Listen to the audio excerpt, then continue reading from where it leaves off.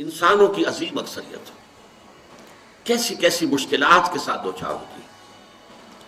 عظیم اکثریت وہ ہے کہ جو کمر توڑ دینے والی مشقت کرنے کے باوجود 2 وقت پیٹ بھر کر کھانا نہیں کھا سکتے، جن کے بچوں کو علاج کی سہولت میسر نہیں، مشقت، محنت، تکلیف، نسل محنت و مشقت۔ محنت و مشقت کے اعتبار سے تو ہم یہ کہہ سکتے ہیں کہ انسان بھی لدو اونٹ کے مانند ہے یا کونو کے بیل کے مانند ہے، لیکن حیوان اور انسان میں اس اعتبار سے بڑا فرق ہے۔ انسان میں احساسات، رنج، غم، صدمہ، کسی جانور کا بچہ جب جوان ہو گیا اس کے بعد وہ جانے اس کی زندگی علیحدہ ہے، والدین کی علیحدہ ہے، والدین بھی پتہ نہیں کوئی ان کا جوڑا ہے کہ نہیں مستقل۔ لیکن یہاں کیا ہوتا ہے؟ یہاں جس اولاد کو پالا پوسا، جنہیں اپنے جگر کے ٹکڑا سمجھ کر اور اپنا پیٹ کاٹ کر جن کو پالا ہے، اگر وہی بیٹا جوان ہو کر سینہ تان کر بات کرتا ہے، یا جیسا کہ آپ سنتے ہیں باپ پر ہاتھ اٹھا لیا ہے، ماں کو مار دیا ہے، قتل کر دیا ہے، جو صدمہ اس وقت انسان کو ہوتا ہے کیا کسی حیوان کو ہوتا ہے؟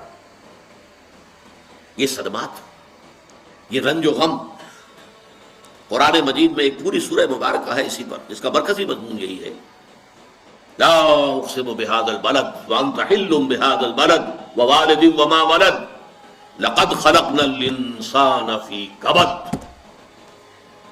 میں جو ابتدائی قسمیں ہیں ان کو اس وقت تشریح نہیں کروں گا، اس لیے کہ وہ ہمارا اس وقت کا موضوع نہیں ہے۔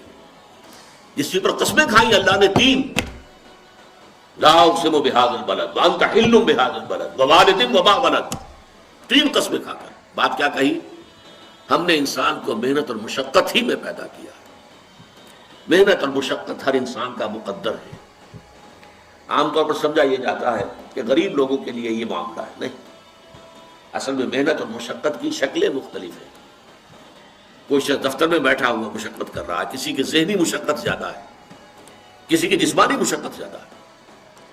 یہ جسمانی مشقت والا جو ہے تھک ہار کر رات کو سوتا ہے تو صبح کی خبر نہ آئے گا، وہ پوری طرح ٹانگیں پھیلا کر سوتا ہے۔ اور یہ جو ذہنی مشقت کرنے والے ہیں، لمبی لمبی کاروں میں چلنے والے اور بڑے بڑے محلوں میں رہنے والے، ایئر کنڈیشن آفیسز اور بنگلوں میں رہنے والے، ان کی راتوں کی نیند حرام ہو جاتی ہے۔ ان کو جو مسائل درپیش ہوتے ہیں، انہیں جو صدمے ہوتے ہیں، انہیں جو فرسٹریشنز ہوتی ہیں، یہ نقصان ہو گیا ہے، یہ معاملہ ہو گیا ہے، فلاں نے یہ کر دیا ہے، فلاں پرابلم پیدا ہو گیا ہے، یہ ساری چیزیں جو ہے یہ اس غریب مزدور کے لیے نہیں ہوتی۔ آپ کو معلوم ہے ہپنوٹکس کی ضرورت جو ہے انہی عمرا کو ہوتی ہے، سیڈیٹیوز کی ضرورت انہی کو ہوتی ہے، ٹرینکولائزرز انہی کو چاہیے، انہیں نرم گدیروں کے اوپر نیند نہیں آتی۔ تو مشقت اور محنت ہر ایک کے لیے۔ صدمہ، غالب نے بہت خوب کہا تھا، قید حیات و بند غم اصل میں دونوں ایک ہیں۔ موت سے پہلے آدمی غم سے نجات پائے کیوں؟ یہ انسان کا مقدر ہے، یہ تو ہو کر رہنے والی شے ہے۔ غم تو رہے گا، صدمہ رہے گا۔ آپ کو شاید یاد آیا ہو، ایک بڑی عظیم ہستی گزری ہے انسانی تاریخ میں، گوتم بدھ، کپل وستو کا شہزادہ، at the prime of his youth, 30 برس کی عمر۔ اس نے مشاہدہ کیا لوگوں کو، لوگ دکھوں میں ہیں، لوگوں کے لیے مصیبتیں ہیں، لوگوں کے لیے تکلیفیں ہیں۔ ایک اندھا آدمی دیکھا، اس نے چلتا ہوا جو ٹھوکر کھا کے گرا اس کے نگاہوں کے سامنے۔ اس نے سوچا یہ کیا ہو رہا ہے، کیوں ہے یہ اندھا کیوں ہے؟ کسی کو اندھا پیدا کر دیا جاتا، پیدائشی اندھا۔ کسی والدین کے سامنے اس کو بچہ جو ہے دم توڑ رہا ہے، کچھ نہیں کر سکتے، ٹک ٹک دیدم دم نہ کشیدم، جا رہا ہے تمہارے ہاتھوں میں سے، نکل رہا ہے، جا رہا ہے۔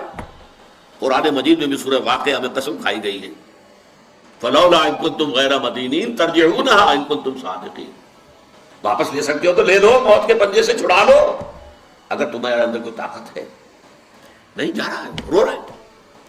یہی وجہ ہے کہ پھر وہ اس فکر میں، یہ دکھ کیوں ہے انسان کا مقدر، اس کا سبب تلاش کرنے کے لیے پھر اس سے نکلنے کا راستہ کیا ہے، اس سے نجات کیسے ہوگی، نروان کیسے ملے گا۔ پھر آپ کو معلوم ہے 30 برس کی عمر میں جوانی کا دور، جوان بیوی کو رات کو سوتے ہوئے چھوڑ کر گیا ہے، شیرخوار بچہ چھوڑ کر گیا ہے، محل چھوڑ کر جا کر خاک چھانی ہے، کہاں کہاں پھرا ہے، کن کن رشیوں منیوں کی خدمتیں کی ہیں، کہاں کہاں گیا ہے، کتنا وقت لگایا ہے، کن کن جنگلات جو ہے اس کے خاک چھانی ہے اس نے۔ بہرحال اسے کیا ملا کیا نہیں ملا یہ میں اس سے بحث نہیں کرتا، اس لیے کہ ظاہر بات ہے کہ وہ حضرت مسیح علیہ السلام سے بھی قبل کی شخصیت ہے، اور اکثر لوگوں کی تعلیمات بگڑ گئی۔ حضرت مسیح علیہ السلام کی تعلیمات اگر قرآن مجید ہمیں نہ بتائے تو ہمیں کیسے معلوم ہو کہ ان کی اصل تعلیم کیا تھی؟ عیسائی جس مسیح کو ماننے والے ہیں اس مسیح کو تو ہم نہیں مانتے، اللہ کا بیٹا تو ہم نہیں مانتے، لیکن اگر قرآن مجید واضح نہ کرتا تو ہمیں کیسے معلوم ہوگا؟ اسی طرح گوتم بدھ کے بارے میں جو کچھ کہتے ہیں ان کے ماننے والے، اس کی طرف نہ جائیے، وہ کیا تھا حقیقت میں ہم نہیں جان سکتے، لیکن یہ ضرور ہے کہ اس کے فلسفے کا جو مین تھیم ہے سروم دکھم، all is pain, all is suffering, all is agony، سروم دکھم، درد ہی درد ہے، رنج ہی رنج ہے، غم ہی غم ہے، قید حیات و بند غم اصل میں دونوں ایک ہیں، موت سے پہلے آدمی غم سے نجات پائے گا۔ لیکن اس اعتبار سے اگر آپ غور کریں گے تو چلیے انسان حیوانات کی صف میں آ گیا بس، لیکن نہیں، انسان کی ہیومن ٹریجڈی کا نقطہ عروج بالکل ایک اور ہے۔ مرنے کے بعد پھر اٹھایا جائے گا، پھر جواب طلبی ہوگی، کیا کرتے رہے زندگی بھر؟ تم نے حقیقت کو پہچاننے کی کوشش کی؟ تم نے حق پر چلنے کی کوشش کی؟ یا تم نے ظلم کیے، زیادتیاں کی، ناانصافیاں کی؟ آؤ حساب دو۔ حیوان سے یہ محاسبہ نہیں ہے، نباتات اور حیوانات اس سے بری، انسان ہے۔ اس پر بھی ایک سورت ہے قرآن مجید کی، سورۃ الانشقاق، یا ایھا الانسان انک کادح الی ربک قدحا فملاقیہ، اے انسان تیرا معاملہ یہ ہے تو مشقت پر مشقت جھیل کر، تکلیفیں پر تکلیفیں برداشت کر کے پھر ایک دن اپنے پروردگار کے حضور میں حاضر ہوگا جواب دہی کے لیے۔ ثم لتحسبن بما تعملون، حضور کی ایک خطبے میں جو الفاظ آتے ہیں، واللہ لتموتن کما تنامون، خدا کی قسم تم سب مرو گے جیسے کہ ہر روز شام کو سو جاتے ہو، رات کو سو جاتے ہو، یہ نیند بھی موت کی بہن ہے۔ ثم لتبعثن کما تستيقظون، لیکن پھر جیسے روزانہ صبح بیدار ہوتے ہو ایسے ہی ایک صبح قیامت آئے گی کہ سب اٹھا لیے جاؤ۔ ثم لتحسبن بما تعملون، پھر تمہارا محاسبہ ہوگا، that grand accountability، وہ مسئولیت عظیم، پوری زندگی کا حساب، چھوٹی سی چھوٹی باتیں۔ وَمَنْ يَعْمَلْ مِثْقَالَ ذَرَّةٍ خَيْرًا يَرَهُ وَمَنْ يَعْمَلْ مِثْقَالَ ذَرَّةٍ شَرًّا يَرَهُ، ذرے کی ہم وزن نیکی ہوگی وہ بھی سامنے پاؤ گے، اور ذرے کی ہم وزن بدی ہوگی وہ بھی سامنے پاؤ گے۔ انسان چیخ اٹھے گا، مَا لِهَٰذَا الْكِتَابِ، یہ اعمال نامہ کیسا ہے، لَا يُغَادِرُ صَغِيرَةً وَلَا كَبِيرَةً إِلَّا أَحْصَاهَا، اس نے تو نہ چھوٹی چیزیں چھوڑی ہیں نہ بڑی چیزیں چھوڑی ہیں، تمام کا احاطہ کر لیا ہے، وہ محاسبہ ہوگا۔